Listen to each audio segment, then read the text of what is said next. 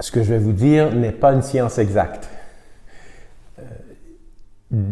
Tout dépend du groupe, mais il y a quand même 5 étapes ou 5 moments à essayer d'animer ou dont il faut être conscient. Il y a la conversation spirituelle pour partager les fruits de la prière. Alors là, il faut surtout imaginer que le groupe se rassemble et que tout le monde a la chance de partager ce qui s'est passé dans ma prière. On parle surtout des mouvements intérieurs, des consolations, des désolations. Il faut que les gens soient capables d'être vraiment authentiques et libres dans ce qu'ils disent, dans ce qu'ils partagent. Et en même temps, on pratique l'écoute attentive pour recevoir ce que les autres disent et pour être très attentif aux mouvements intérieurs que nous expérimentons à l'écoute de l'autre. Tout ça pour essayer de découvrir quelle est l'œuvre de l'esprit à l'intérieur du groupe durant cette conversation. Où l'esprit nous mène-t-il? Dans notre contexte, il y a toujours un deuxième tour où nous essayons précisément d'articuler quelle est cette réalité plus profonde, quelle est cette conscience que nous avons des convergences, des énergies qui sont à l'œuvre parmi nous. Qu'est-ce qui m'a marqué le plus? Parce que c'est à partir de cette conscience-là, de ce qui est plus profond, qu'on pourra avancer.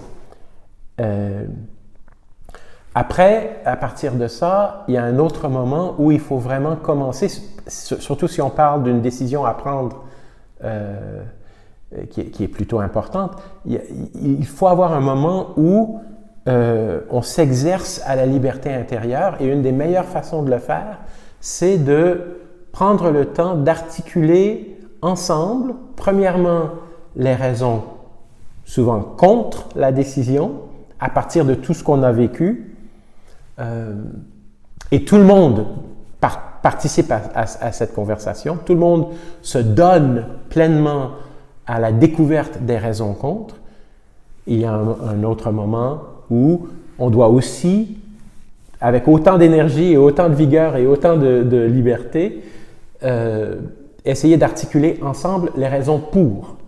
Souvent, on commence avec les raisons contre parce que ça libère un peu de commencer avec les raisons contre. Mais il faut prendre le temps et de façon très méthodique pour séparer ces deux moments et demander aux gens de vraiment se donner dans les deux directions pour promouvoir la liberté intérieure.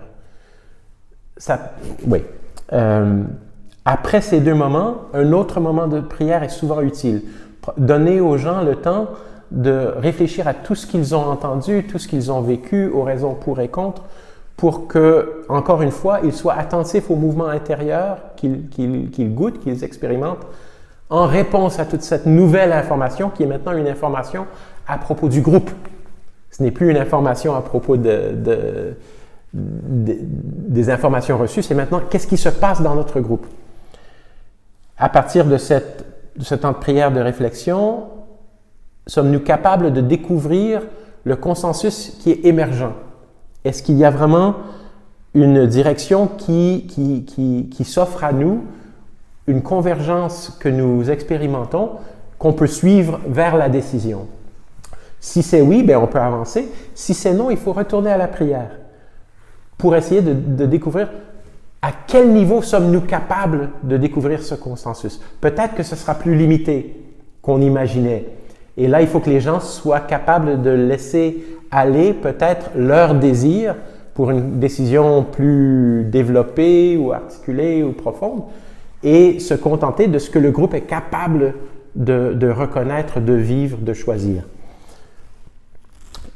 Peut-être aussi, on découvre à ce moment qu'il y a d'autres informations à aller chercher et il faut prendre le temps de faire ça. Donc, comme je vous disais, c'est pas qu'il y a une recette à ce moment qu'on peut suivre, mais il faut être conscient de tout cela et à la fin, il faut laisser le temps aussi pour la prière et la réflexion pour avoir un temps de confirmation.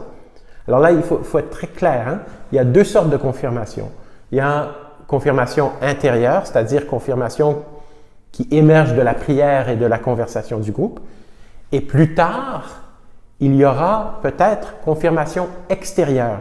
Mais il faut bien distinguer les deux moments parce qu'un groupe peut arriver à une décision et il y a une confirmation intérieure, mais le groupe se trouve incapable de faire progresser la décision à cause de faits extérieurs. Ça ne veut pas dire que le premier discernement était mauvais, mais il va falloir revenir encore une fois et dire, alors pourquoi avons-nous été menés à ce point? Nous n'avons pas la confirmation extérieure et le processus recommence.